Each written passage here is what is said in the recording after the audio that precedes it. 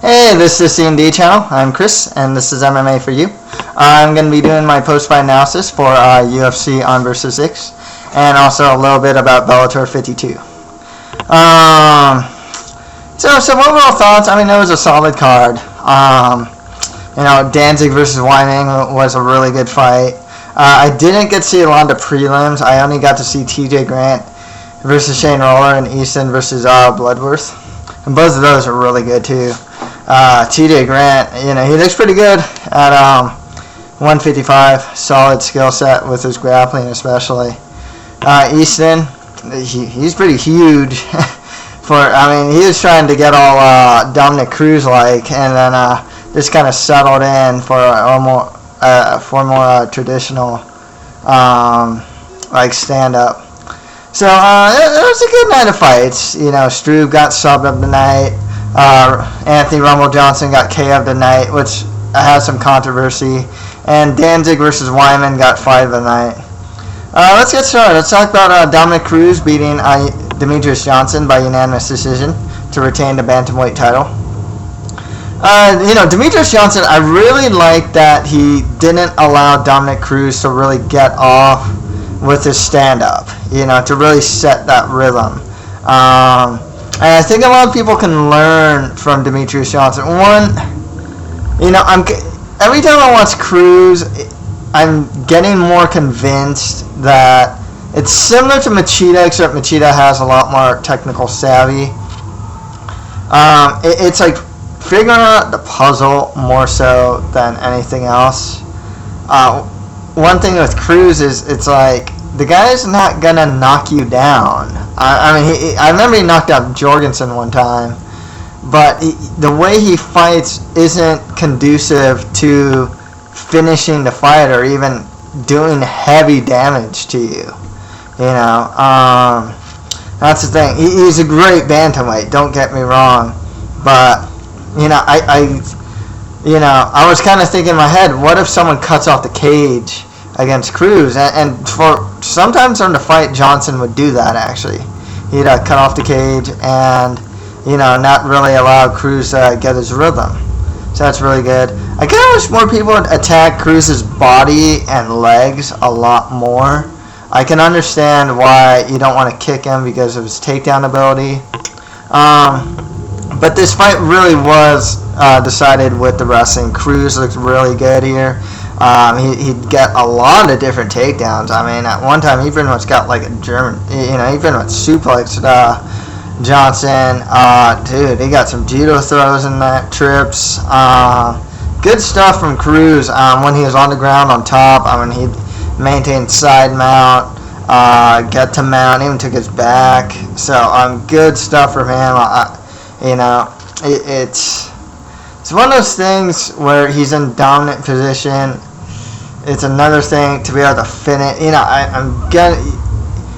At this point with Dominick Cruz, you can't help but criticize him for not finishing. It's kind of reached that point where it's kind of like, well, when I liked Cruz versus Faber. I thought this was a good fight, but after like the second round and the pace sells, you just kind of get this feeling where it goes into like Cruz control. It's just kind of like this fight's going to decision. It's just a unanimous decision too for Cruz. And it's kind of like GSP gets a lot of this critique as well, and understandably, Cruz is getting it.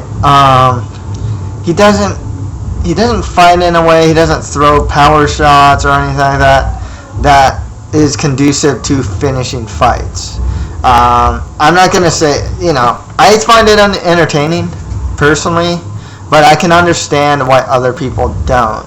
It's like I said, after like the second round, you're just kind of like, okay, cool. He took him down. Cool. They're really moving fast, but you're just kind of like, it's just going to go to decision, You just kind of feel that way with him. Granted, the guys that Cruz is fighting, are generally hard to finish, though. So, that's the that's a trade-off. So, I might be being too hard on him because he's fighting such tough guys too. Dominick Cruz is a tough guy, but he kind of showed in this fight that he's a natural flyweight.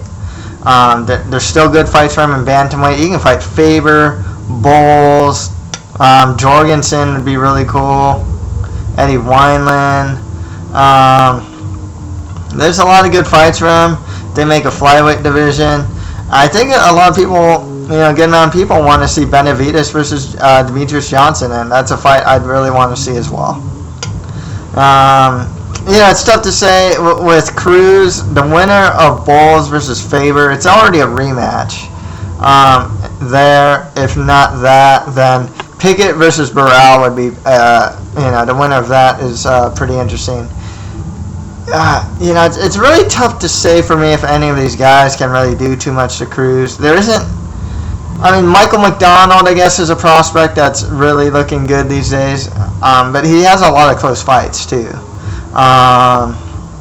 So it's really tough to say if anyone in the horizon that we can see right now can beat Cruz. It's really tough to say. I can't really see anyone at this juncture beating Cruz. There isn't anyone that's oh man, this guy versus this guy's coming up, man, and I think he might be a real threat to Cruz. I'm not getting that impression from any UFC bantamweights at this point. So that's the thing. Next fight after that, Seven Struve beat Pat Barry by triangle choke in the second round. Great transition, man. Seriously, he was inside Barry's on the bottom and side mount. Hip escaped, put one leg over his shoulder, got the triangle choke. Barry goes for a power bomb, slams him down. But the only thing I did was make the choke tighter, and Barry had to tap. This is 2 fights? Yeah, this is 2 losses in a row for Pat Barry.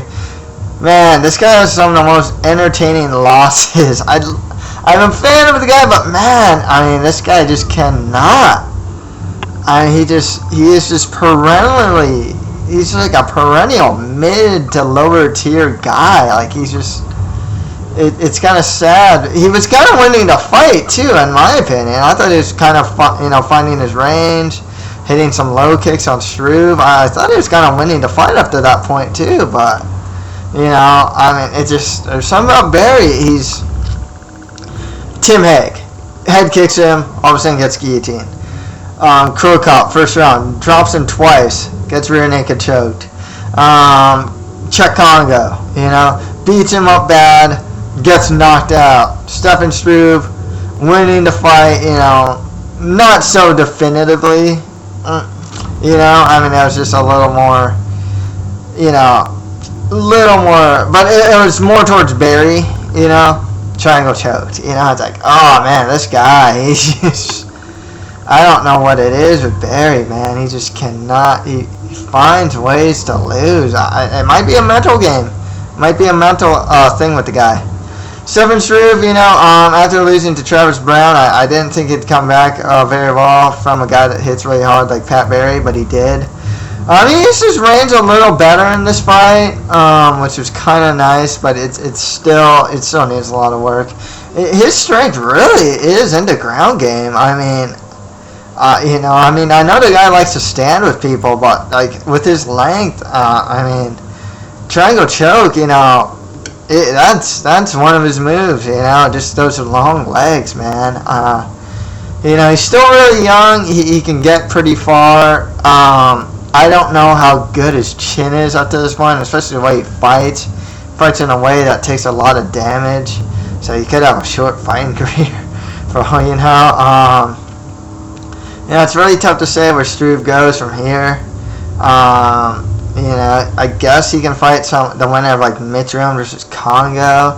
The thing with Struve is, you can put him against some lower tier guys, give him the winner of Beltran versus Stipe Miocic or something like that. Give him Dave Herman or Mike Russo, some mid tier guy. So it's really tough to say, where do you put Struve? He's just one of those guys that's always he'll get some cool wins. and then he'll lose really bad too. That's the thing.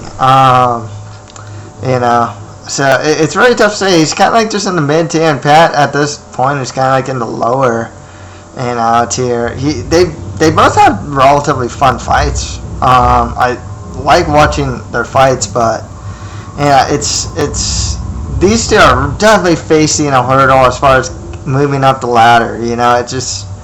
They keep getting, it's like they stop themselves from getting farther ahead, and I like these two guys actually, but it's like Struve won't fight tall sometimes, or all the time, he takes a lot of damage. Pat Barry just, finds ways to lose, but they have generally good skill sets. Pat Barry has some pretty solid stand-up, especially those kicks. He's working on his grappling game, obviously.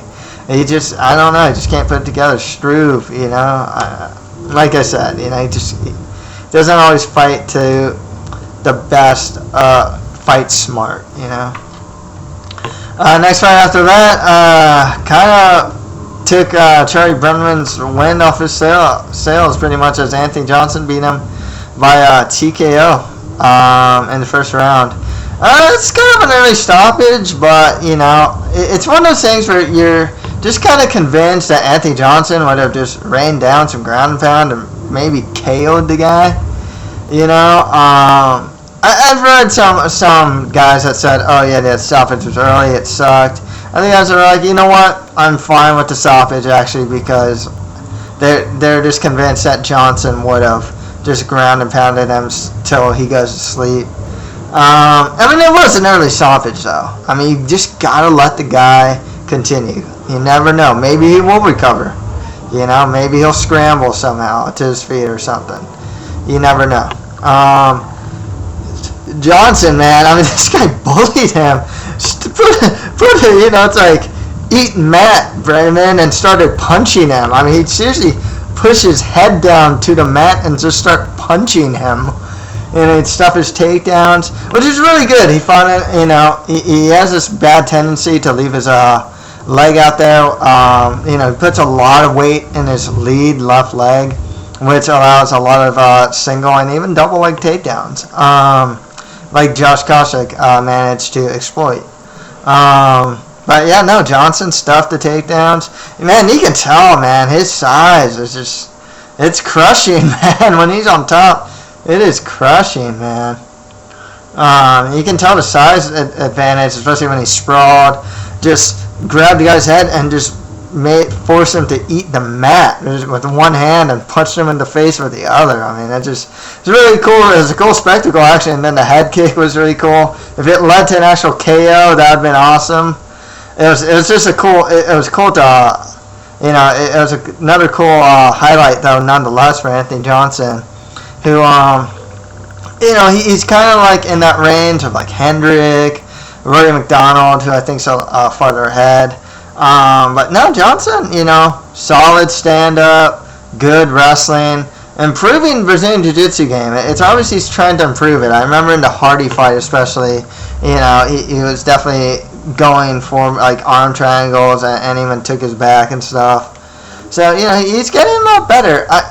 I always question it with Anthony Johnson. I know he's doing well in welterweight, but it's kind of like, why not just move to middleweight? I know the answer. It's a rhetorical question. It's the advantages, the positives outweigh the negatives. He'll be bigger. He'll be able to knock people out better at this weight class. And even though cardio and even like questionable weight, sometimes he doesn't always make weight. That's the negatives. But he wouldn't be a small middleweight. That's the funny thing with Johnson. And his skill set's solid enough. He still has good stand-up, and he has good wrestling. He's already, he'd be pretty strong as a middleweight. I'm very surprised he decides to do welterweight. He's a huge welterweight, though, so, I kind of get it, but, I kind of think Anthony Johnson should move to middleweight, to be honest. He looked good. Brenneman, he beat Story. I think it's after a loss like this, even though it was kind of questionable stoppage, you're just gonna kind of look at Brenneman and kind of think, oh yeah, it was kind of fluky how he beat Rick Story. He just lay and prayed him. Story didn't really prepare for a wrestler, like a pure wrestler, like Brenneman is. He took the fight on short notice, and whatnot. Brenneman's win over Story, it comes off, to me, I guess in hindsight, a little more flukish, not flukish because it's not like he got a lucky punch, but it was just kind of like, if Rick Story ever has a rematch with Brenneman, I'd actually expect Story to win just because he'd have a full training camp to be able to train for like a pure wrestler. Similar to how like Story beat like Johnny Hendrick, who's looking really good these days, But yeah, Anthony Johnson, he's definitely on that list, Alan Berger elevated himself up there now. He's with like Rory McDonald, Johnny Hendrick, Story's kind of there as well, as like those up and coming guys in the welterweight division.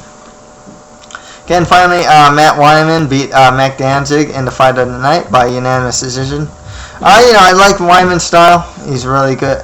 He's a lot more aggressive. It's tough to say where he's gonna be at if he's still like a mid, because he beat Danzig, he lost to like Seaver. I can't see. I remember a fight where he fought like Jim Miller on short notice. Miller would just keep going similar to Wyman, but Miller does it better, So because of like losing to like Seaver and like Miller, I always kind of wonder about Wyman. It's kind of like his ability to break into that top 10. I always have to question it. He looks really good. He looks to be improving, and his aggression is just all there. It's a great fight. A lot of close submission attempts from both guys, man. They were working to clinch a couple times. A lot of there's some good grappling in here. It was good stuff, Danzig, if Danzig could get to 145, I think he'd be really good at that weight class. It's just one of those things where it's like, I think at this point, Danzig's where he's gonna be, at lightweight. He's just, he had a great fight, but it's just kind of like, I can't see him beating a lot of lightweights out there. He's lost to guys like Guida. He lost to Nair, Jim Miller, Wyman. I mean, it's just one of those things with Danzig. I think a cut to featherweight would be, his best choice, and he'd be good. He'd be a solid featherweight too. He can actually, he definitely has a skill set to make some waves in that division. Yeah. So with the prelim card, there's not much to say. I mean, I like TJ Grant at lightweight. I don't know if he'll be a force, but he is definitely solid. It's a really cool grappling match there. Paul Sass beat Michael Johnson by a heel hook.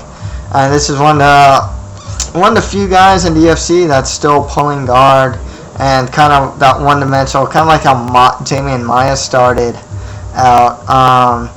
I don't know if it's going to work. Yeah, quite honestly, as he moves up the ladder, though. It's just one of those things where it's like, wow, I'm so surprised a lot of people are falling for it, are just falling into the trap, of Paul Sass of going to the ground with him, he's still winning, it's very surprising by submission. Michael Johnson's a solid guy. I was pretty high on him actually, as a prospect. I thought his boxing looked a lot better, and he couldn't have showed it a little here with Sass. He has strong wrestling too, but he got submitted. And I see the Master of Thug Jiu-Jitsu get back in the win, getting a TKO over Oliveira. Eve Edward, he lost to like Sam Stout, but I think he'll have his place. He has his place there. I don't really know what they're gonna do with like Josh Nair or Keith Wisniewski. It's kind of weird. Watson won by TKO. I don't really have much to say about that fight. I missed the fight anyways. So yeah, onto Bellator. Ron Sparks, Eric Prindle, Blackout, Ivanov, and Mike Hayes are moving up. Cosmo Alexander lost his fight, and he lost a lot of it in the stand-up, which is kind of disappointing. PQD, Janar De Silva, won his fight, which is really cool, with a really slick submission. So with Bellator, does any of these four guys, can they beat Cole Conrad? Probably not. And I said it in my comments and my Bellator 52 predictions, but it's kind of like, it's hard to be confident in a lot of these picks because a lot of these guys are heavyweights. Those old school type of heavyweights where they kind of stand in front of each other and kind of slug it out. I mean, not that bad, but they're kind of like who's gonna fall down first in a way. The Prindle versus Wagner fight was good. Ron Sparks versus brutal knockout there, double left hook. So it's good stuff. None of them particularly impressed me as far as being able to beat Cole Conrad, except I know a lot of people might disagree with me here, but Ivanov. Some of those judo throws are just beautiful, man. Some of that stuff is really good. And I think that's going to make him stand out. This guy is a ground threat. This guy is a wrestling threat.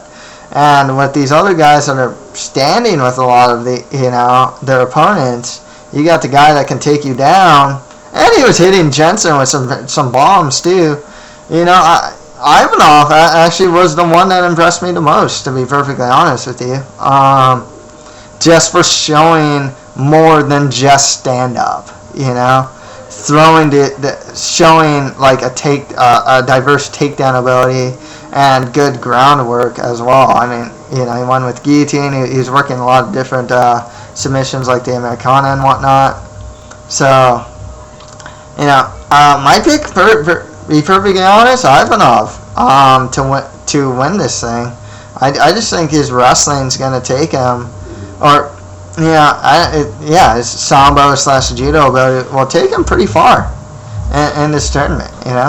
He seems a little smaller than other heavyweights, but otherwise, yeah. So how much else for me to say about that, though? So that's it for my post-fight analysis for UFC on vs. 6 and Bellator 52. If you have any comments, just leave them below. And that's it for MMA for you. Thank you very much.